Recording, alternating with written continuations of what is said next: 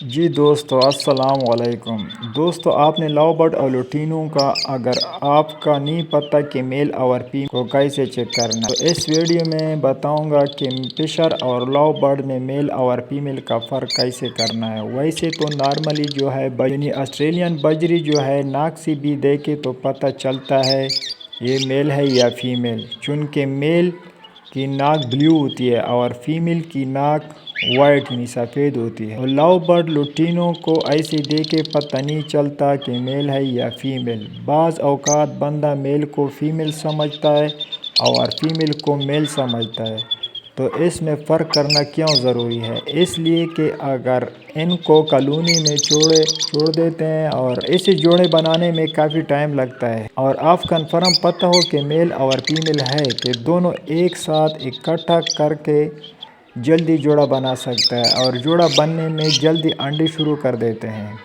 اگر کالونی میں خود سے جوڑے بنائیں گے تو کافی ٹائم لگے گا، بلکہ زیادہ ٹائم لگے گا، تو اس کے لیے ضروری ہے کہ آپ کو پتہ ہونا چاہیے کہ میل کون سا ہے اور فیمیل کو کون سا ہے۔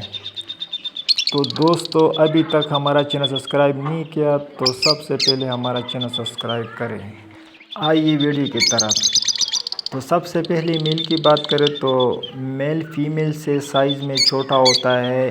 لو برڈ اور فشر دونوں میں میل فیمیل سے سائز میں چھوٹا ہوتا ہے، ویسے باقی پرندوں میں میل فیمیل سے سائز میں بڑا ہوتا ہے اور فیمیل چھوٹے ہوتے ہیں۔ لو برڈ اور فشر کی بات کریں تو اس میں فیمیل بڑا ہوتا ہے اور میل چھوٹا ہوتا ہے سائز میں، اور تو اس میں یہ فرق ہوتا ہے۔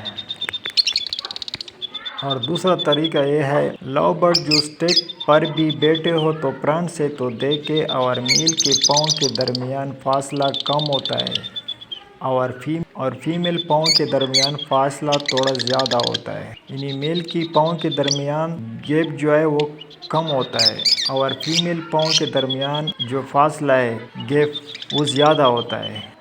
اگر دم سے بھی پتہ چلتا ہے کہ یہ میل ہے یا فیمیل۔ لو برڈ کے دم کے آخری حصے کو دیکھیں، یعنی دم کے آخری سر جو ہے، دم کی سر جو ہے اس کو تو دیکھے تو وہ وی شکل میں ہو وہ میل ہوتا ہے، اگر یو شکل میں ہو تو وہ فیمیل ہے۔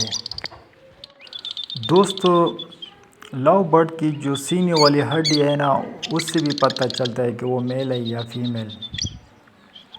تو سینے والی ہڈی جو نیچے آ رہی ہے تو نیچے جوڑ آ رہی ہے، تو اس کی دو ہڈی ہوتی ہے، یہ نوکدار ہڈی ہوتی ہے۔ اگر یہ جڑی ہوئی ہے یعنی فاصلہ تھوڑا کم ہوتا ہے تو وہ میل ہے، اگر ان کے درمیان فاصلہ تھوڑا زیادہ ہوتا ہے وہ فیمیل ہے۔